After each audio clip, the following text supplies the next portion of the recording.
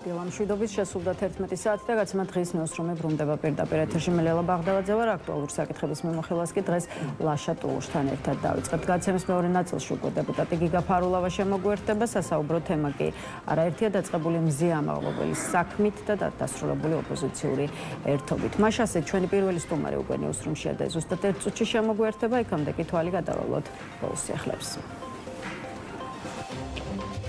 ისრაელის თავდაცვის ძალების განცხადებით ირანიდან ისრაელის მიმართულებით ბალისტიკური რაკეტების გაშვება დააფიქსირეს. სირენები ცენტრალურ ისრაელსა და დასავლეთ სანაპიროს ჩრდილოეთ ნაწილში გააქტიურდა. ღამით ირანიდან ისრაელის მიმართულებით 3 სარაკეტო იერიში განხორციელდა. ამ დროისთვის არსებული ინფორმაციით თავდასხმების შედეგად არავინ დაშავებულა. პარალელურად ამერიკის შეერთებული შტატები იერიშებს ახორციელებს ირანის სამხედრო პოზიციებსა და ირანთან დაკავშირებულ ძალებზე. სამართალდამცველებმა განსაკუთრებით დიდი ოდენობით ფსიქოტროპული ნივთიერების უკანონო შეძენა შენახვის და საქართველოში შემოტანის ფაქტზე ერთი პირი დააკავეს. პოლიციამ თბილისის საერთაშორისო აეროპორტში ბრალდებულის ხელბარგის შემოწმებისას განსაკუთრებით დიდი ოდენობით ფსიქოტროპული ნივთიერება კეტამინის შემცველი 9 ლიტრამდე სითხე ნივთმტკიცება დამოიღო, რაც პლასმასის 10 ბოთლში იყო გადანაწილებული. უზენაესმა სასამართლომ ჟურნალის მზია ამაღლობელის საკასაციო საჩივარი განსახილველად არ მიიღო. ადვოკატები ქუთაისის სააპელაციო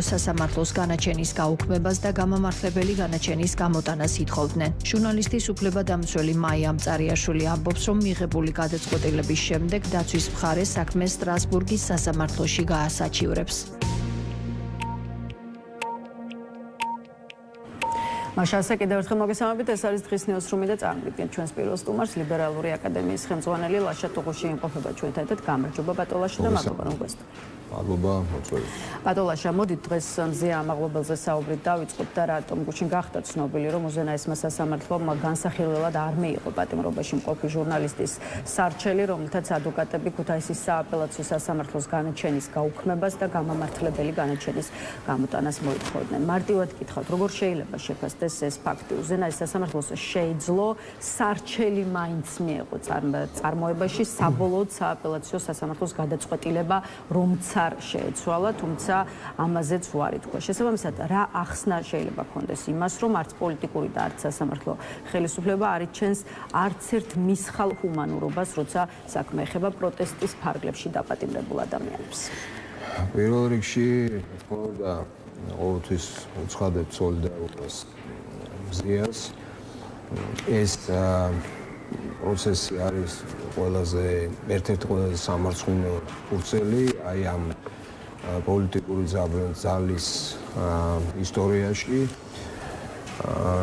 ეს ასე ვთქვათ განაწყვეტილება არის რა, რომ მათ გითხრეს უზენაესი სასამართლოს პირით, რომ საკითხი არის დახურული, რომ ისინი არაპირებენ ამ საკითხს დაუბრუნდნენ. ეს არ არის სასამართლოს გადაწყვეტილება, ეს არის პარტიული გადაწყვეტილება, ანუ ეს არის პოლიტიკური მესიჯი სასამართლოს. ეს არის სასამართლოს მეშვეობით პოლიტიკური გზავნილი, რომ საკითხი დახურეს და რომ მზია იჯება მისი ასე ვთქვათ პოლიტიკური მოქმედებები და პოლიტიკური პოზიციის გამო და არ არის სივრცე იმისათვის, რომ გადასინჯონ საკუთარი გადაწყვეტილება. ჩვენ ხო სამართალზე არ ვსაუბრობთ, რაღაც სამართლებრივ პროცესზე, რაღაც ჰუმანურ პროცესზე არ ვსაუბრობთ, მეტყუნეთეს. აბსოლუტურად არ არის მოსატანი ეგ სიტყვა, როდესაც მზია ამაღლობელის სასამართლოზე მსჯელობთ, ამ პროცესზე ზოგადად არა მარტო სასამართლოზე, მანამდე რაც ხდებოდა საპატიმროში და ის რაღაცა ძალიან ცუდი ისტორიები, უღირსი ისტორიები, რომელიც ვიცით ყველამ. ეს არის შავი ლაქა კიდევ მეორე, მათი ისტორიის, მათი მოქმედების, მათი პოლიტიკის ისტორიის და დასვეს წერტილი, თუმცა ეს წერტილი როდის შეიცვლება სხვა შორის აი შეიცვლება თუ არა ეს წერტილი, ამაზე რამდენიმე წუთში გკითხავთ, იქამდე კიდევ ერთი ღმზია ამაღლობელს ბათუმის პოლიციის ყოფილი უფროსის ირაკლი გებუაძისთვის სილის გაწვის ფაქტზე 2 წლიანი პატიმრობა აქვს შეფარდებული, საიდანაც 1 წელზე მეტი უკვე გასულია. თუმცა იმის ნაცვლად, რომ დარჩენილ თვეებთან მიმართებაში მაინც ეძებდეს ხელისუფლება გამოსავალს, პირიქით აგერ პროკურატურამ მზია ამაღლობელისთვის განაჩენის გამკაცრებას და ბრალის დამძიმებას ითხოვდა. მინდა გკითხოთ ისიც რას იგებს ქართული ოცნება პოლიტიკურად, როდესაც ნულოვან ტოლერანტობას, ასე ვთქვათ, აჩვენებს საპროტესტო აქციების ფარგლებში დაპატიმრებულ მოქალაქეებთან მიმართებაში, იქნებიან ეს ჟურნალისტები, მსახიობები, იუმორისტები თუ სხვადასხვა პროფესიის ადამიანები. ისინი ვერ მართავენ ქვეყანას დემოკრატიული წესებით, ამიტომ გადავიდნენ უფრო აგრესიულად აი ესეთი ავტორიტარული, დიქტატორული, ტოტალიტარული წესების შემოტანა, სადაც სამართალს ძინა სამართალი არ არსებობს და არის მხოლოდ შიშზე და ძალაზე დამყარებული მოქმედებები. რას იგებს, მე მგონი ვიღაცას აშინებს, მაგრამ ეს ვიღაცა არ არის საქართველოს მოქალაქეების უმრავლესობის წარმომადგენელი. ამიტომ რაღაცას თუ იგებს, რაღაც მოკლე ვადიანი პერსპექტივით, მე ვფიქრობ, რომ ვერად უფრო მეც აგებს საშუალო ვადიანი და გრძელვადიანი პერსპექტივით, იმიტომ რომ ის არა მარტო რაღაც პოლიტიკური პროცესით აფუჭებს რაღაცას.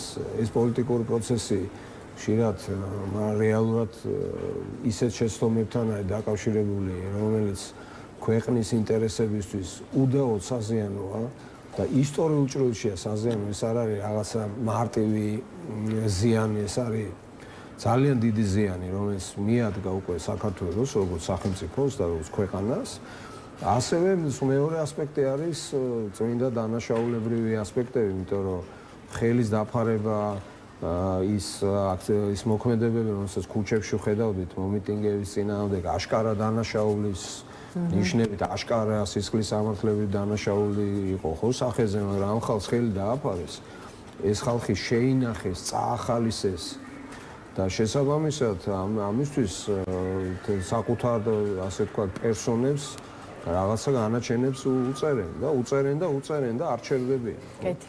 პადოლაშა, რაც შეეხება იმას შეიცვლება თუ არა ის წერტილი, რომელიც დღეის მოცემულობით თქვენი შეფასებით აქციების ფარგლებში დაპატიმრებულ პირებთან მიმართებაში აქვს დასმული ქართულ ოცნებას.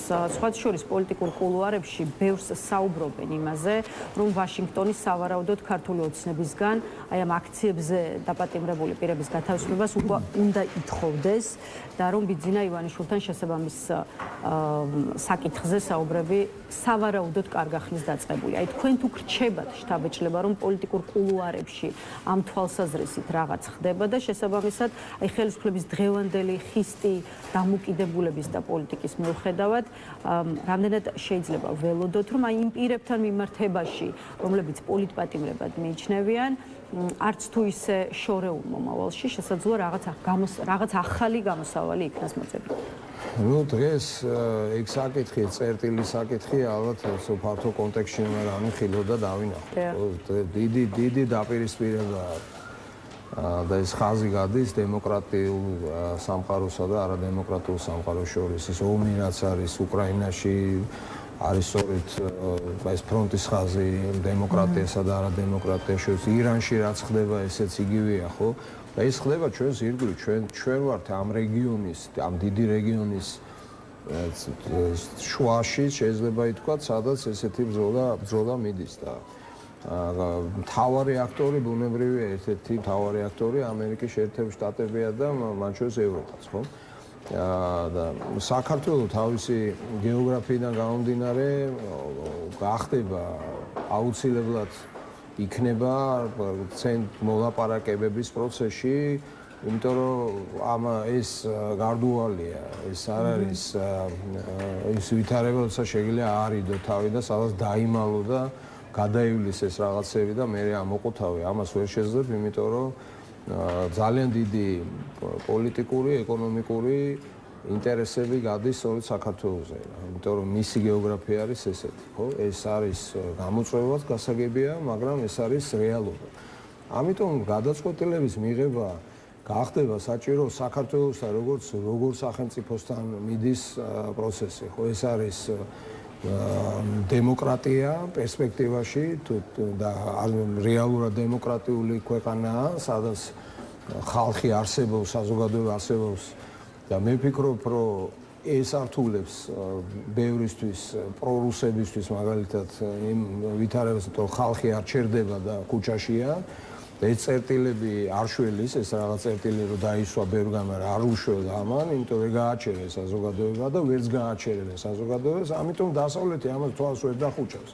იმიტომაც არის რომ გაჭიანურდა ელჩების დანიშვნა, იმიტომაც არის რომ ესეთი მკვეთრი არიან შენს მიმართ, თორე შენ რო იყო დიქტატორული რეჟიმი გასაგებია, ნუ მოვიდოდნენ და ჩვეულებრივად როგორც დიქტატორას ისე დაგელაპარაკებენ, ჩამოყალიბებულ დიქტატორას ან ტოტალიტარულ ან რაღაც ავტორიტარულ რეჟიმს და გარკვეული იქნებოდა ყველაფერი. ვერ არის გარკვეული. ამიტომ მე მგონია დასავლეთი მხარს დაუჭერს საზოგადოებას, სხვა გზა არ არსებობს და ეს არის ამათი დილემა. პერსპექტივა განვითარების პოლიტიკური მოვლენების ახლა თქვენ რა ძანეთი ჩადიან ლაპარაკობენ სწორედ ამას ნიშნავს რომ ისინი მოთხოვენ აუცილებლად წინაპირობა იქნება რომ შეიცვალოს დემოკრატიული მიმართულებით ვითარება ქვეყანაში ეს დარწმუნება ამაში ვარ დარწმუნებული შეუძლებელია უთხრა რომ იცი რა თქვენ რაც გინდათ გააკეთეთ დაარღვიეთ ადამიანის უფლებები, დაიჭირეთ უდანაშაულო ადამიანები, გაავსეთ ციხეები, მაგრამ თავარია ეხლა ჩვენთვის რაღაცა კორიდორი, ასეთი რამეა, ვერ იქნება საქართველოში. ბატონო, სხვა შორის, რადგან ამერიკას შევეხეთ და თქვენ რეგიონში მიმდინარე პროცესებიც ახსენეთ, კიდევ ერთი კითხვა მინდა დაგისვათ უკვე ნიკოლ ფაშინიანის საქართველოში ვიზიტის კონტექსტში და რატომ აი ამ ვიზიტთან მიმართებაში გაიჟღერა მოსაზრებამ, რომ აი ფაშინიანი და სომხეთი შეიძლება იყოს ასე ვთქვათ, მთავარი მომრიგებელი დასავლეთსა და საქართველოს შორის. აი ამ მოსაზრებას თქვენი აზრით რა საფუძველი შეიძლება გქონდეს? რამდენად შეიძლება ამერიკის შეერთებულ შტატებს ქართულ ოცნებასთან საურთიერთობოდ, ასე ვთქვათ, შუამავალი სჭირდებოდეს. ამას შუამავლების გარეშეც მშვენივრად ხომ არ მოახერხებდა ოფიციალური ვაშინგტონი. იცით რა, ფაშინიანის პოზიცია მე ვფიქრობ იქნება ისეთი რაც დასავლეთთან ურთიერთობებში საქართველოსთვის სასარგებლოა. ვინაიდან ფაშინიანი სომხეთს ხედავს დასავლეთის ნაწილად და არა რუსეთის ნაწილად. შესაბამისად ის ნაწილი სომხური საზოგადოების, მათ შორის პოლიტიკური ელიტების ნაწილი, რომელიც საკუთარ ქვეყანას ხედავს დასავლეთის ნაწილად, ძალიან კარგად ესმის თუ რამდენად მნიშვნელოვანია საქართველოს იყოს დასავლეთის ასევე დასავლეთის ნაწილი და არა რუსეთის პოლიტიკური გავლენების ქვეშ და რაღაცა აი ბუფერული და ასეთი გაუგებარი ქვეყანა. ეს არის მარტივი საკითხი და მათთვის არათუ მნიშვნელოვანია. მე ვიტყოდი რომ საქართველოს პოზიცია არის სასიცოცხლოდ მნიშვნელოვანი. სასიცოცხლოდ მნიშვნელოვანი სომხეთისთვის, იმიტომ რომ გეოგრაფია, გეოპოლიტიკა ესეთია ჩვენი რეგიონის და მე მაქვს ინფორმაცია ასევე რომ როდესაც მაგალითად ფაშინიანი და მისი ადმინისტრაციის წარმომადგენლები ხარს უჭერენ სხვა ფორუმებზე, როგორც ღიად, ასევე დახურულ ფორმატებში საქართველოს ინტერესებზე ისინი, ასე ვთქვათ, მხარდაჭერი პოზიციებით გამოდიან. აბსოლუტურად გასაგები და ლოგიკურია. მე რომ მკითხო, ჩვენს ანალოგიური პოზიცია უნდა გქონდეს. მე ვიცი, რომ ჩვენც ვეხმარებოდეთ ხშირად სომხეთს და დარწმუნებული ვარ, რომ მომავალშიც უნდა ვიყოთ მათი მხარდაჭერები მათ გზაზე დასავლეთისკენ, რომელიც მიდის, ხომ? ამიტომ ეს ლოგიკა გასაგებია, თუმცა ამავდროულად უნდა რეალურად შევხედოთ სომხეთს საკუთარი ინტერესების გააჩნია, რომელიც გულისხმობს დივერსიფიცირებას მისი, ასე ვთქვათ, ეკონომიკური ურთიერთობების და ასე შემდეგ, იმიტომ რომ აქამდე დაკეტილი იყო ყველა შესაძლებლობა მარტო საქართველოზე იყო ჩამოკიდებული. ეხლა ახალი პერსპექტივები ეხსნება და ესეც რეალობაა. ამიტომ ჩვენ ამასაც კარგად უნდა ეს ნიშნავს, რომ ეს ნიშნავს, რომ ის ვერ იქნება, ასე ვთქვათ, ბოლომდე ასე ვთქვათ, ამ ხაზში ბადოლაშა, რამდენიმე წუთი მინდა დაუთმოთ და ამით ერთგვარად შევაჯამოთ ამერიკასთან დაკავშირებული ურთიერთობები და ამასთან დაკავშირებული საკითხი და მე უკვე ოპოზიციურ ერთობაზეც გაგვიზიარეთ თქვენი შეხედულება. რამდენიმე წუთი იმ ვიზიტებზე, რომელიც წელს ჰქონდა ქართულ ოცნებას და ხელისუფლების წარმომადგენლებს სწორედ ამერიკის შეერთებულ შტატებში, ჯერ იყო მოგეხსენებათ საქართველოს საგარეო საქმეთა მინისტრის მოადგილე ლაშა დარსალია, შემდეგ სუსის ხელმძღვანელი მამუკა მდინარაძე და ახლა უკვე საქართველოს საპარლამენტო დელეგაცია იმყოფება ვაშინგტონში, რომელსაც არაერთი შეხვედრა აქვს როგორც კონგრესმენებთან, ისე აღმასრულებელ ხელისუფლებაში, მათ შორის გუშინ შედგა შეხვედრა მაგალითად უშიშროების საბჭოს მდივნის მოადგილე ენდრიუ ბეიკერთან და საქართველოს საგარეო ურთიერთობათა საპარლამენტო კომიტეტის თავმჯდომარის ნიკოლოზ სამხარაძის ინფორმაციით შეხვედრა საინტერესოდ წარიმართა. მთავარი საკითხი კი იყო ქართულ-ამერიკული ურთიერთობების გამოსწორება, გაჯანსაღება და სტრატეგიული პარტნიორობის აღდგენა. აი რა სიტყვით, ფაქტია ის, რომ ქართულმა ოცნებამ დაიწყო ამერიკაში შეხვედრები, ამერიკამ კი დაიწყო საქართველოს ხელისუფლების წარმომადგენლების მიღება და მასპინძლობა. ეს იძლევა თუ არა საფუძველს ვთქვათ, რომ ქართულ ოცნებასთან მიმართებაში ვთქვათ, ბაიდენის ადმინისტრაციის ხისტმა პოლიტიკამ ტრამპის ადმინისტრაციის პირობებში ერთგვარად გალღობა დაიწყო. მე ვერ ვიტყოდი, რომ რაღაც დიდი გარღვევა ხდება დღეს ურთიერთობებში. ეს არის ჩემი აზრით ყველაზე მინიმალური დონეები, რომელიც დღეს აშკარაა. ხო, ეს არ არის მაღალი დიპლომატია, ვერ ხედავთ მაგალითად სახელმწიფო მინისტრის შეხვედრას, ვერ ხედავთ ვიცე-პრეზიდენტს, რომელიც რეგიონში ჩამოვიდა და საქართველოს გვერდი აუარა. ვერ ხედავთ არაფერს ვამბობ საერთოდ ტრამპზე, ხო? და ის დონეები, რომელიც ასე ვთქვათ, დღეს გამოჩნდა, ერთი-ორი კონგრესმენი, ერთი-ორი სენატორი, მოადგილე, რაღაც თანამდებობის პირის, მნიშვნელოვანი თანამდებობის პირის, ეს არ არის. ეს არის მხოლოდ რაღაც გარკვეული სიგნალები შეიძლება ჩაითვალოს. რა თქმა უნდა, ინფორმაციის გაცვლის დონეზე, რა თქმა უნდა, პოზიციების გაცვლის დონეზე, რა თქმა უნდა, ინტერესების გამოკვეთის დონეზე გარკვეული იმპულსები სახეზეა, მაგრამ არ არის საკმარისი, ამას უნდა მოყვეს ნაბიჯები. მე მგონია, რომ ამითი დავიწყეთ ჩვენ დღეს საუბარი, გარღვევა ვერ იქნება ამ ურთიერთობებში, თუ არ იქნა გარღვევა შიდა პოლიტიკაში. შიდა პოლიტიკა პირდაპირ არის დაკავშირებული საგარეო პოლიტიკასთან, განსაკუთრებით მე გულისხმობ ამერიკის შეერთებულ შტატებში. შეუძლებელია საქართველოში არსებული დემოკრატიული, ასე ვთქვათ, ნაბიჯების პირობებში რაიმე გარღვევის მოლოდინი კონდეს. აბსურდია, შეუძლებელია ესე. პოლიტპატიმრების, ინდისის პატიმრების, დრაკონული კანონების, რომელიც საერთოდ თუ არ ყავს დასავლეთს და დამამცირებელი კანონებით, რომელიც დასავლეთს წრულ გარემოთ მოიხსენიებს, ამ ვითარებაში რაიმე ნორმალიზაციაზე, სტრატეგიული თანამშრომლობის დონეზე გადასვლაზე საუბარი ძალიან გულუბრყვილობაა. ეს არის პროპაგანდა, რაც უნდა დღეს ასე ვთქვათ, საზოგადოებას დააჯერონ, რომ აი რაღაცები იცვლება, ვერაფერი ვერ შეიცვლება. ეცებითად თუ არ შეიცვალა შიგნით. დაველოდოთ დროაჩვენებს ყველაფერს, როგორც წავა ქართულ ოცნებასთან ურთიერთობა, იქამდე ამერიკის შეერთებულ შტატებში ვიზის გეგმავს ოპოზიციური ალიანსიც, რომელიც 9 პარტიის შემადგენლობით არის ჩამოყალიბებული და ახლა უკვე ამ ალიანსის გეგმებზეც ვისაუბროთ, ისე როგორც გვითხარით უშუალოდ ამ ერთობას როგორ უყურებთ კოალიცია ცვლილებისთვის ერთიანი ნაციონალური მოძრაობა სტრატეგია აღმაშენებელი ფედერალისტები ეროვნული დემოკრატიული პარტია და ევროპული საქართველოს ასევე თავისუფლების მოედანიც არ გამომრჩეს ოპოზიციური ალიანსი დღეს ამ შემადგენლობით არის წარმოდგენილი. რა შანსი აქვს თქვენი აზრით ამ ერთობას იმის, რომ როგორც ქვეყნის შიგნით ისე ქვეყნის გარეთ, აი ამერიკისთვის და ევროპისთვის გახდეს პოლიტიკური ალტერნატივა. რეალური პოლიტიკური ალტერნატივა. ეს სხვა შორის მე პოზიტიურად უყურებ ნებისმიერ გაერთიანებას და გაერთიანებისკენ სწრაფვას. მსგავსი ტიპის პოლიტიკური ძალები უნდა ეძებდნენ საერთო პლატფორმებს. ეს პლატფორმები შეიძლება იყოს განსხვავებული, შეიძლება იყოს სიმეტრიული, ანუ რაღაცა კოალიციური სახე ქონდეს და შეიძლება იყოს ასიმეტრიული, როდესაც სხვა დონეებია, მაგრამ მნიშვნელოვან საკითხებზე ისინი თანამშრომლობენ და ღია არიან ერთმანეთთან ურთიერთობაში.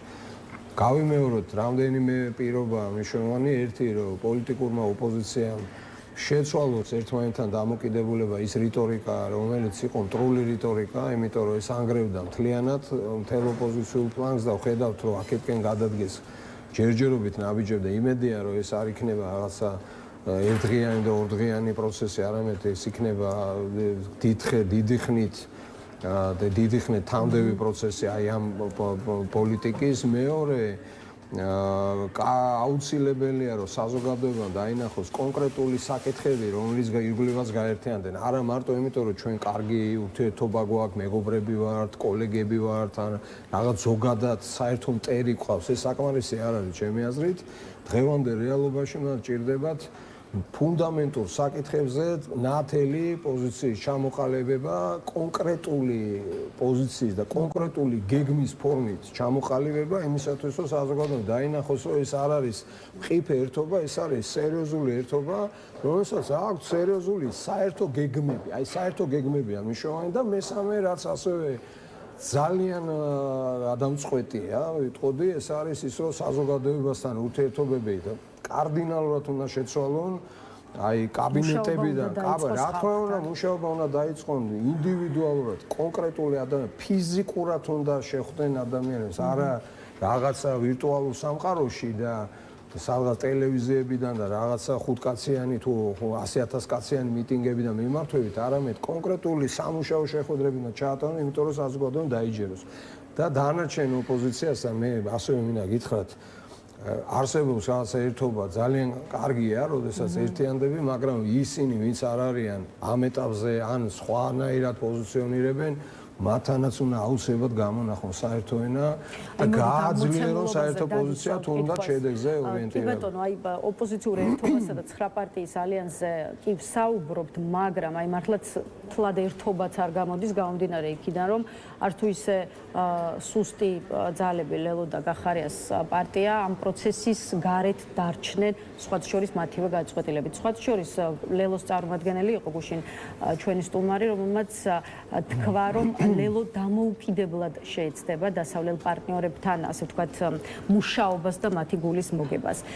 ეს მოცემულობა თქვენი შეფასებით რამდენად პრობლემურია და რამდენად აზიანებს იმ საერთო მიზანს ოპოზიციისა, რასაც ქვია ქართული ოცნების გაშვება ხელისუფლებას. და მე ველოდები, რომ იმ დონეზე იქნება კოორდინირება ამ პროცესების, მათ შორის საგარეო ფლანგზე, რომ ურთიერთსაპირისპირო დინებებში არ აღმოჩნდებიან.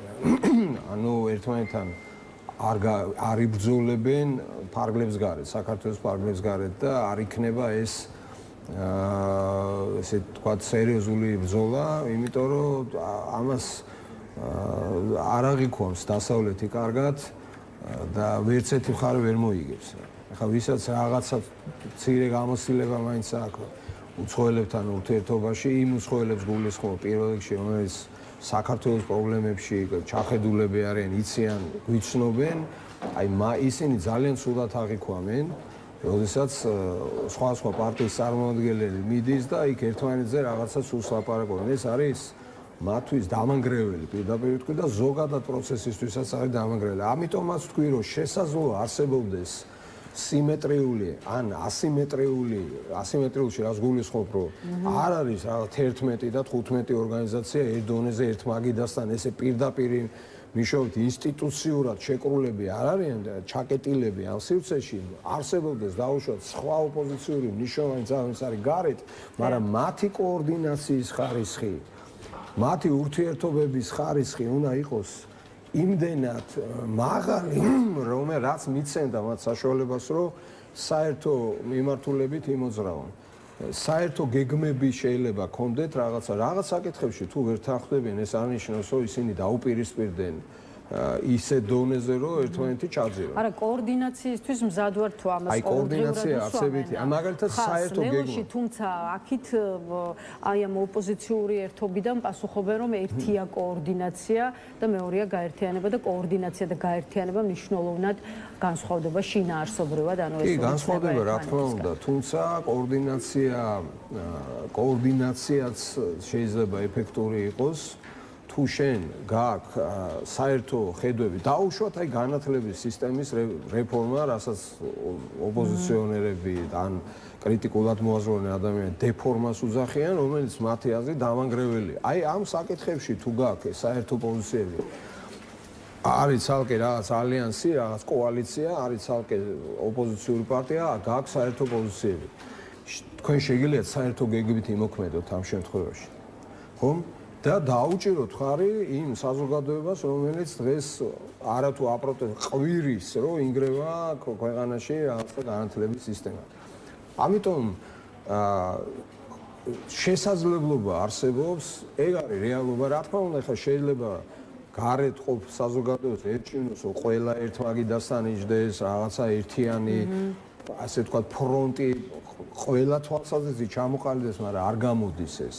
ამიტომ რეალობიდან გამომდინარე უნდა უყუროთ პოზიტიურად, ხო და პოზიტიური ყურება ნიშნავს მიმეორებ იმას, რომ ერთმანეთს არ ებრძვი, ესე ვთქვათ, დაუკრეფავში არ გადადიხარ, არ ქმნი ერთმანეთის წრულ ხაზს, რომ აი შენ მოდიხარ ნაციონალური მოძრაობიდან და ძალიან ძნელი აღმოჩნდა რომ ეს არის იარლიყი, რომელიც სავარაუდოდ ნაცებიდან წამოსულ ნებისმიერ ადამიანს ალბათ მთელი ცხოვრება გაყვება, იმიტომ რომ ამ წარსულს მათ მუდმივად აძახებენ. იცით რა, წარსული ძალიან ესეთი რამეა, რომელიც ალბათ ბევრს თუ ყველას არა, ბევრს ამოაძახებ რა, ესე იდეალური არაფერია, ხო?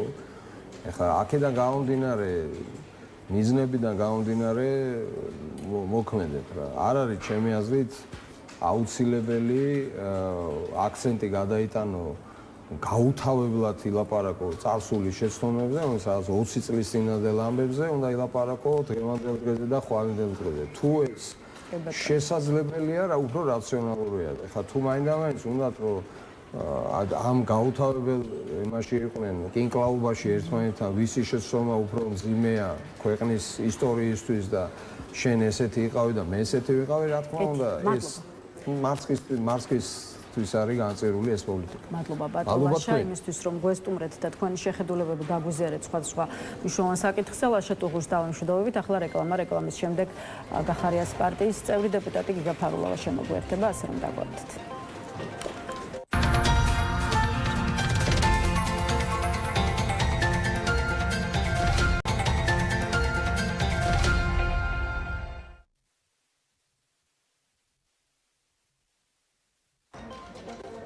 მაშასე რეკლამა დასრულებულია, ბრუნდებით პირდაპირ ეთერში და წარმოგიდგენთ ჩვენს კიდევ ერთ სტუმარს, პარტია გახარია საქართველოსთვის წევრი დეპუტატი გიგა ფარულავა იმყოფება ჩვენთან ერთად. გამარჯობა ბატონო გიგა და მადლობა რომ შემოგვიერთით. მოგესალმებით, მადლობა თქვენ მივესალმებით მოყვებას. ბატონო გიგა, გუშინ პარლამენტმა საბოლოო მოსმენით არაერთი საკანონმდებლო ცვლილება დაამტკიცა, ამიტომ მოდით ამ თემით დავიწყოთ, მათ შორის საკანონმდებლო ორგანომ მესამე მოსმენით დაუჭირა მხარი გრანტებსა და პოლიტიკურ აქტივობასთან დაკავშირებული კანონის კიდევ უფრო გამკაცრებას, ისე როგორც დამტკიცებული ცვლილებები, მათ შორის ხელისუფლების ლეგიტიმაციის არაღიარებას კრძალავს. აი კიდევ ერთხელ შევაფასოთ ის რა მოცემულობამდეც მოვედით. აი გერმანიის ბუნდესტაგის წევრის რობენ ვაგენერის შეფასება, რომ საქართველოში ავტორიტარული მმართველები სამხრეთ კავკასიაში ოდესღაც არსებულ დემოკრატიის შუქურას ერთპარტიულ დიქტატურად აქცევენ და ქვეყნის ევროპულ მომავალს ანადგურებენ. აი თქვენი შეფასებით რა ახალი რეალობა იქნება ქვეყანაში ახალი კანონების მიხედვით? ძალიან მოკლედ რომ ვთქვათ, ეს მორიგი ცვლილებები საკანონმდებლო პაკეტი, რაც გუშინ მოსმენით ოცნება მხარი დაუჭირა და მიიღო, არის კიდევ ერთი მორიგი რეპრესიული საკანონმდებლო ცვლილებები, რაც ახასიათებს ბოლო წლების განმავლობაში ოცნებას. რაც შეეხება უშუალოდ გრანტების შესახებ კანონს და თამდევ საკანონმდებლო ცვლილებებს, ეს ერთიანი პაკეტი იყო, სადაც როგორც ადმინისტრაციულ სამართალ და როლთა კოდექსში, ასევე სამართლის კოდექსში ცვლილებები შევიდა, მთელი რიგი გამკაცრება აისახა ამ მიმართულებით, რომელიც ეხება სამოქალაქო, ასევე პოლიტიკურ აქტივობას. პირველ რიგში გრანტების შესახებ კანონს რაც შეეხება ჩვენთვის, როდესაც ეს თავიდანვე დაინიცირდა პრინციპულ დონეზე, პრინციპების დონეზე მიუღებელი იყო, ვინაიდან ეს კონკრეტული ცვლილებები მიმართება და ასე ვთქვათ, საფრთხეს უქმნის კონსტიტუციით განსაზღვრულ გამოხატვის თავისუფლებას. გრანტების შესახებ კანონში ეს კონკრეტული ცვლილება უკვე არ მიმართება მხოლოდ არასამთავრობო ორგანიზაციებს ან პოლიტიკურ აქტორებს, ეს კონკრეტული ცვლილებები უკვე მიემართება რიგით მოქალაქეებს, რომლებიც შეიძლება იყვნენ პოლიტიკურად სამოქალაქო აქტივობით დაკავებული და რომელიც შეიძლება მაგალითად უცხო ქვეყნის მოქალაქისგან, საკუთარი ოჯახის წევრისგან ღებულობდეს კონკრეტულ ფინანსებს. და ჩვენ დღევანდელ რეალობაში დამერწმუნებით და ალბათ საზოგადოებისთვის ნათელია ძალიან ბევრი ემიგრანტი ჩვენ და სამწუხაროდ ჩვენი ქვეყნის სოციალურ-ეკონომიკური პირობებიდან გამომდინარე ქვეყნის ფარგლებს გარეთ არის ნაწილს უცხო ქვეყნის მოქალაქეობა აქვს და იქიდან ეხმარება საკუთარ ოჯახის წევრებს. ხო, ეს კონკრეტული თანხები თუ ჩვენმა რიგითმა მოქალაქეებმა საკუთარი შეხედულებით პოლიტიკური ან საზოგადოებრივი აქტივობისთვის გამოიყენეს და ეს კონკრეტული არ იქნება ოცნების ინტერესში, საკუთარი ინტერპრეტაციის საშუალებით მთავრობას, ხელისუფლებას, ოცნების ხელისუფლებას შეუძლია ეს კონკრეტული პირი პირველ რიგში ნება არ დართოს კონკრეტული აქტივობისთვის, ან ამის შემდგომ თუ ეს კონკრეტული პირი არ დაეთანხმება, ბუნებრივია მისცეს ეს სამართლის პასუხისმგებაში. ეს რაც შეეხება გრანტების შესახებ კანონს.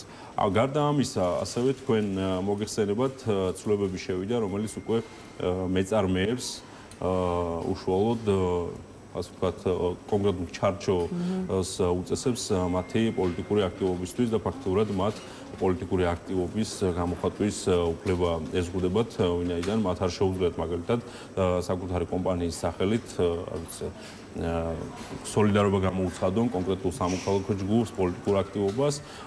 ამ შემთხვევაში ისინი შეიძლება დაისაჯონ ჯარიმით, შემდეგ უკვე სამართლებრივ პასუხისმგებლად დაექცეს. ის სჭირდება ქართულ ოცნებას ეს ყველაფერი და აქვე გუშინდელ პლენარულ სხდომაზე თქვენი პარტიის წევრმა დეპუტატმა სოფიო ხურგვანმა ასე მიმართა უმრავლესობას დეჟავუ მაქვს თითქოს ნაციონალური მოძრაობის მმართველობის ბოლო ჟამია, როგორც მიხეილ სააკაშვილი კოსტიუმით ირგებდა კონსტიტუციას და კანონებს, თქვენც ასე აკეთებთ. დაეთანხმებოდით კოლეგასთან, თქვენც ავლებთ პარალელს ნაციონალური მოძრაობის ხელისუფლების ბოლო ჟამსა და ქართული ოცნების დღევანდელობას. ნამდვილად ასეა, თუ შევადარებთ, ვისაც ახსოვს 2011-12 წლების ბოლო პერიოდები, როდესაც როგორც ნაციონალურ მოძრაობას ძალაუფლების შენარჩუნებისთვის მაქსიმალურად რეპრესიულ გზებს მიმართავდა, დღეს ვხედავთ, რომ ოცნებამ არამხოლოდ ეს კონკრეტული ბევრი რამ გადაიბარა ზოგადად ნაცებისგან, მაგრამ დღეს უკვე ამ რეპრესიული კანონმდებლობით ისინი ცდილობენ თავიანთი შიშების გამყარებას, იმ შიშების, რომ არ დაკარგონ ძალაუფლება. ერთადერთი მიზეზი, რაც არის ამ კონკრეტული ცვლილებების, არის ოცნების შიშები და ასე ვთქვათ, მათი ლეგიტიმაციის კომპლექსი, რომელიც რეალურად აწუხებს დღეს ოცნებას, თავად აწუხებს ლეგიტიმაციის პროცესი და ცდილობს ამ კონკრეტული რეპრესიული კანონმდებლობით პირველ რიგში საზოგადოება აქტიური მოქალაქეები შეაშინოს და აშანტაჟოს, რომ იმ შემთხვევაში თუ კონკრეტული აქტივობა, პოლიტიკური სამოქალაქო აქტივობა არ იქნება ოცნების ინტერესში, ისინი გახდებიან სამართლებრივი დევნის ობიექტები ოცნების მხრიდან. შესაბამისად, მიზეზი ამ კონკრეტული ცვლილებების არის ოცნების შიშები, რომელიც მთავარი მიზანი არის შეინარჩუნოს ძალაუფლება. ქართული ოცნების შეჩერებას იცით თქვენ, 9 ოპოზიციური პარტია, ოპოზიციური რატომ გეღიმებათ ალიანსის შექმნით და ერთიანი სამოქმედო გეგმით აპირებს მეტიც არა მხოლოდ 9 პარტია, ანუ არათუ გეღიმებათ სერიოზულად ისე გულიანად იცინით და მოკლედ კითხვას რომ დაგისვავთ, გაგვიზიარეთ თქვენი პოზიცია, რატომ იწვევს ეს საკითხი თქვენთვის ასეთ ემოციას, არა მარტო 9 პარტია, არამედ დაგეგმილია შეხვედრები მსხვილ სამოქალაქო ორგანიზაციებთან, არის განწყობა რომ სამოქალაქო აქტივისტებიც და პოლიტიკოსებიც, ანუ აი ესე ყველა ერთად გაერთიანდეს და ეს პროცესი მოკლედ პოლიტიკურ საზოგადოებრივ პროტესტში გარდაიქმნას. ახლა გახარიას პარტიამ ამ პროცესისგან გამიჯვნა არჩია და ეს ამ თვალსაზრისით თქვენი პოზიცია ცნობილია, ისე როგორც იგივე გადაწყვეტილება აქვს მიღებული ლელოს, თუმცა აი კიდევ ერთხელ რომ ახსნათ, რა ახსნა აქვს თქვენს პოზიციას და აქვე გასაგებია რომ შესაძლოა სხვა პარტიებთან ერთად დგომა არ გინდოდეთ, მაგრამ არ გწყდებათ გული რომ არ იქნებით იქ, სადაც იქნება ხალხი. და იქ იქნება ხალხი ყოველ შემთხვევაში ასეთი მოლოდინი და ამბიციები აქვს აი ოპოზიციურ ერთობას რომლის შესახებაც საზოგადოების მაშინ სად იქნება ხალხი განსაკუთრებით. მოდი დავიწყოთ თავიდან. პირველ რიგში ნამდვილად ღივილის მომგვრელია ამ პარტიების გაერთიანების საუბარი. ეს პარტიები არაერთხელ გაერთიანდნენ, დაიშალნენ, დღეს ისევ ერთიანდებიან და რატომ არ ვარ ჩვენ ამ კონკრეტულ პარტიებთან? მარტივი მაგალითი არის, ჩვენ არაერთხელ გითხოვს, რომ ნამდვილად არ ვაპირებდით ამ პარტიებთან გაერთიანებას, არაფერი საერთო არც მანამდე ქონდა, არც დღეს და არც მომავალში არ ვიქნება. ეს პარტიები არიან შემოქმედი 4 ოქტომბრის რევოლუციური სცენარის, იმ პროვოკაციული რევოლუციური სცენარის. ეს პარტიები არიან შემოქმედი იმ ბოიკოტის რეჟიმის, რომელიც თვითმმართველობის არჩევნებზე გამოაცხადეს ამ კონკრეტულმა პარტიებმა და ამით დააზიანეს ჩვენი მოქალაქეების ინტერესები, რითაც კიდევ ერთხელ გააძლიერეს ოცნების ვერტიკალი მუნიციპალურ დონეზე და დღეს ოცნება გაცილებით უფრო ძლიერად არის წარმოდგენილი მუნიციპალურ დონეზე და მათ შორის სრულიად საქართველოში, ვიდრე ასე ვთქვათ 2024 საპარლამენტო არჩევნების შემდეგ იყო. ამ კონკრეტულ პარტიების პასუხისმგებლობაა სწორედ ის პოლიტიკური პროცესები, რაც 2024 წლის ასე ვთქვათ საპარლამენტო არჩევნების დასრულების შემდეგ, საპროტესტო აქციების შემდეგ, რაც მოხდა პირველი ბოიკოტის სახით, მე რევოლუციური სცენარები და საბოლოოდ დააზიანეს მშვიდობიანი პროტესტი. დღეს მშვიდობიანი პროტესტი გაცილებით უფრო სუსტი არის, ვიდრე იყო 2024 წლის საპარლამენტო არჩევნების შემდეგ. ამაზე არიან ეს პარტიები პასუხისმგებლები. და როცა დღეს ასე ვთქვათ რაციონალურ აზრზე საღაზრზე საუბრობენ, ეს საღაზრი და რაციონალური აზრი მაშინ სად ქონდათ? მაშინ რატო არ ფიქრობდნენ რაციონალურად, როდესაც თავიანთი კონკრეტული თავიანთი ქმედებებით ისინი აზიანებდნენ ჩვენი ქვეყნის ამომრჩევლის ინტერესებს. ეს არის მოცემულობა. შესაბამისად, ასეთ ამ პარტიებთან, რომლებიც ანუ მხოლოდ საკუთარი პირადი ინტერესებით, პარტიული ინტერესებით მოქმედებენ და ნამდვილად არ გააჩნიათ საღი და რაციონალური აზრი, ჩვენ ნამდვილად არ გვაქვს არანაირი საერთო და ნამდვილად არ გვწდება გული არც გეგმავდით და არც ფიქრობდით მათთან გაერთიანებაზე.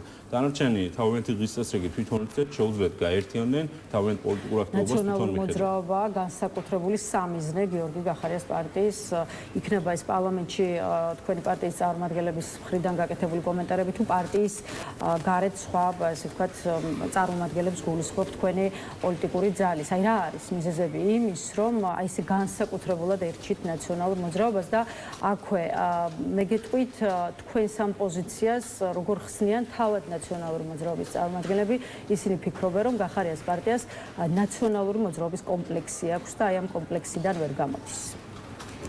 ჩვენს პარტიას არც ნაციონალური მოძრაობის კომპლექსი გვაქვს და არც ანაი კომპლექსი არ გვაქვს, ჩვენ გვაქვს ჩვენი სამუშაოების წესრიგი, რითაც ვფიქრობთ და რაც შეეხება ნაციონალურ მოძრაობას, თუ რატო არ ვაკრიტიკებთ ობიექტურ რეალობას, რასაც ვამბობ ნაციონალურ მოძრაობაზე, დღეს საქართველოს მდგომარეობაშიც არის. დღეს ამორჩეული პოლარიზებული რომ ამორჩეულს არჩევანის შესაძლებლობის გაკეთების ასე ვთქვათ ნაკლებობა რო აქვს დღეს რაშიც იმყოფება რა პოლიტიკურ ველზე იმყოფებით ეს არის როგორც ოცნების ასევე ნაციონალური მოძრაობის დამსახურება ეს ორი პარტია ერთმანეთს ასაზრდოებს თავიანთი პოლიტიკური დღის წესრიგით და დღეს რეალურად რაც გჭირს პოლიტიკურ ველზე და არის დამსახურება როგორც ოცნების, ასევე ნაციონალური მოძრაობის. ესენი არიან ერთი და იგივე იდეოლოგიით, ანუ რაც გულისხმობ, ოცნება ცდილობს ყველაფრის ფასად შეინარჩუნოს ძალაუფლება, ნაციონალური მოძრაობა შეგვიძლია გადავხედოთ მათ წარსულს ყველაფრის ფასად ცდილობს რევანშისტულად დაბრუნდეს ხელისუფლებაში. შესაბამისად, ერთხელ და სამუდამოდ, როგორც ნაციონალური მოძრაობა, ასევე ოცნება უნდა დასრულდეს ქართულ პოლიტიკურ ნაცობა ტეხავს, ვინც აწვევით საკუთარ ქოცობაზე ერთი-ორი სიტყვა დაასველეთ, ამნეზია კი არ მაქვს, დებოდა ძმებო მოთმინება და საღიაზი მაქვსო, ასე პასუხობს ნიკა გვარამია. ყველას, ვინც ფიქრობს, რომ ნაციონალური მოძრაობა,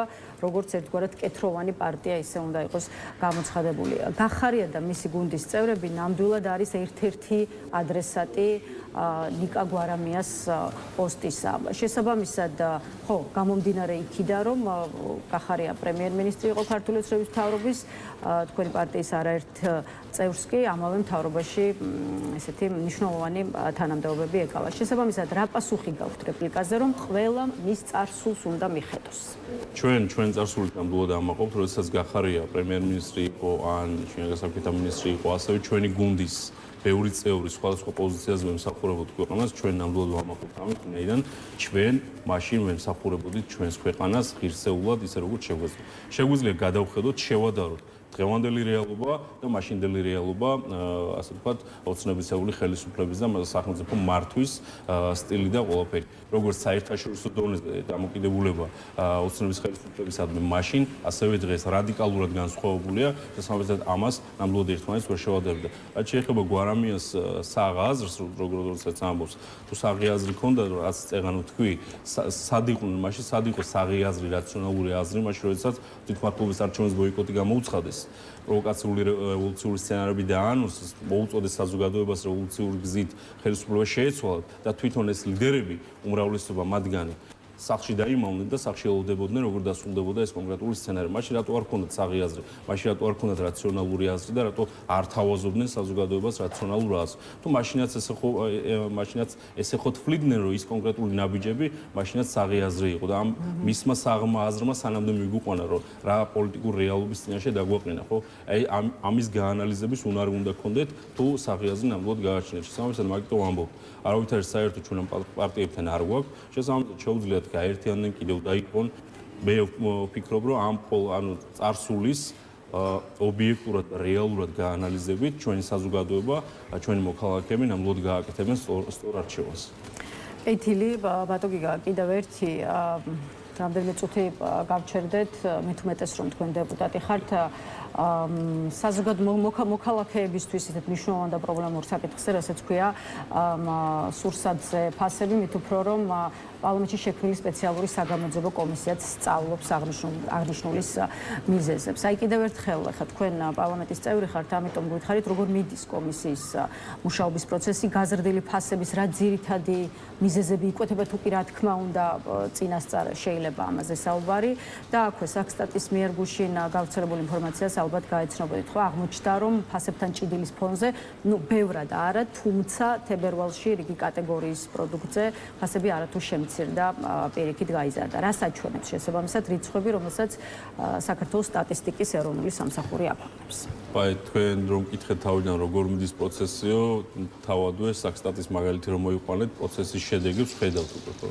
ალბათ ჯობდა საერთოდ არ შეიქმნა, არ დაიწყოთ ეს პროცესი ამ სურსათის გაიაფების რო იმდენად რამდენად როგორც ხედავთ დღით-დღე პირიქით პროდუქტებზე ფასები მატულობს. დეკემბერში დაანონსეს ფასების შემცირება, იანვარში კვერცხის ფასმა მოიმატა და არ ვიცი, ყველა პროდუქტებს რო გადავხედოთ, აგერ საქსტატის მონაცემებითაც 9% ხო ვწდები, სასურსათო კალათის ფასები გაზრდილი. რასთან გვაქვს საქმე, არ ვიცი, ცოტა ისე ირონიულად რო ვთქვათ, ან საბოტაჟს ხო არ აქვს ცნობილი საქმე, ვინ იყო ამ იდეის ავტორი, ამ კონკრეტულ თემასთან დაკავშირებით სურსათის ფასების შემცირებაზე, ვინაიდან დაანონსებიდან ორ თვეში პირიქით ფასები იზრდება. ჩვენ გქონდა თქვენთან შესაძლებლობა, როდესაც თავიდან ინიციატივა წამოაყენა ოცნებამდე, ასე ვთქვათ, საპარლამენტო საგამოძიებო კომისიის ჭრილში იყო დაგეგმილი ამის განხილვა, მაშინაც თქვი და დღესაც ვიტყვი, რომ ნამდვილად ჩვენ და სამწუხაროდ ნამდვილად არ გვაქვს დადებითი მოლოდინი, რომ ეს კონკრეტული პროცესები ჩვენი მოქალაქეებისთვის დადებითად დაისახოს. აი, რატომ არ უნდა შემცირდეს ფასები? ფასები უნდა შემცირდეს. ფასები უნდა შემცირდეს. ამ პროცესს ხელს. ოცნების მიდგომა უშლის ხელს, კიდევ ერთხელ ვიტყვი, ჩემი პირადი მოსაზრებაა, რომ ამათი მთავარი მიზანი არის კულისებს მიღმა წილების გადანაწილება ბიზნესებს შორის და არა ის რეალური პრობლემები, რა რეალური პრობლემები ჩვენს მოქალაქეებს აწუხებთ, როგორც სურსათის, ასევე მედიკამენტების თუ სხვადასხვა მომსახურებების მიღების სიძვირიდან გამომდინარე. კიდევ ერთხელ ხაზი უნდა გაუსვათ, დაწყებული ამ პროცესებით, ხედავთ, რომ დღიდან დღემდე ფასები იზრდება, არ კლებულობს სურსათის მიმართულებით. შეგვიძლია გადავხედოთ ასევე მედიკამენტის ფასებსაც, ხო? შესაბამისად დავაუდოთ ნამდვილად მიუხედავად იმისა, რომ დადებითი მოლოდინი არ გვაქვს, ჩვენ ბუნებრივია მონაწილეობთ ამ პროცესში, მონაწილეობთ, გვაქვს შესაბამისი კითხვები, რომელზეც იმედია მივიღებთ პასუხებს შესაბამისი სხვადასხვა სფეროს წარმომადგენლების მხრიდან და დავაუდოთ იმედია, ჩვენი მოქალაქეებისთვის ნამდვილად იქნება ხელშესახები შედეგები. ჩვენ როდესაც ვსაუბრობთ მოქალაქეებისთვის ამ კონკრეტული ტვირთის შემსოფუგებაზე, მინდა ერთი მაგალითი მოვიყვანო და საზოგადოებას შევახსენო, რამდენი დაახლოებით 1 თვის წინ ჩვენ გქონდა წარდგენილი პარლამენტში მინიმალური ხელფასის დამტკიცებასთან დაკავშირებით. მას შორისაც ჩვენ ფასების ზრდაზე ვსაუბრობთ, ამის პარალელურად ძალიან მარტივი იყო ოცნებას, ასე ვთქვათ, გულისხმობით მიეღო ეს კონკრეტული საკითხი, ემსჯელა ამ საკითხზე და მინიმალური ხელფასის სტანდარტი დაგვიწესებინა როგორც საჯარო სექტორში, ასევე კერძო სექტორში დასაქმებული ჩვენი მოქალაქეების მიმართ. მაგრამ ჩვენ და სამწუხაროდ ოცნებას, რომელსაც რეალურად ნამდვილად არ ადარდებს ჩვენი მოქალაქეების ბედი, ამის განხილვაზე უარი თქვა რაღაც აბსურდული მიზეზებით პირველ საკომიტეტო მოსმენაზე უარყოფითად შეაფასეს ეს კონკრეტული ინიციატივა. თუ არ ვცდები, ორშაბათს არის ჯანდაცვის სოციალურ საკითხთა კომიტეტი ჩანიშნული, სადაც ამ ასე ვთქვათ ინიციატივას ხელმეორედ გაიტანენ. ნახოთ დავალოთ, შეიძლება ამ კონკრეტული პერიოდის მანძილზე შეიცვალეს მიდგომა, შეიძლება შემოქმედი ნაბიჯები გადადგა, მაგრამ სამწუხაროდ ვერ ვხედავთ დამოკიდებულებას, როდესაც ჩვენ ვითხოვთ, რომ მინიმალური ხელფასის სტანდარტი ჩვენი მოქალაქეებისთვის, მით უმეტეს ამ გაძვირებული ცხოვრების ფონზე გქონდეთ მინიმალური შესაძლებლობა, ამაზე ხელისუფლება უარს ამბობს. მადლობა ბატონ გიგა სტუმრობისთვის, თქვენი შეხედულებების გაზიარებისთვის. დეპუტატი გიგა ფარულავა ასრულებდა ჩვენს კითხვებს, მასვე მშვიდობებით დასრულებულია დღის ნიუსრუმი, თუმცა დღეს ხუთშაბათია, რაც იმას ნიშნავს, რომ საღამოს თავისუფალ სტუდიაში შევხვდებით ერთმანეთს, ასე რომ ამ მხოლოდ დროებით გავშვიდობებით.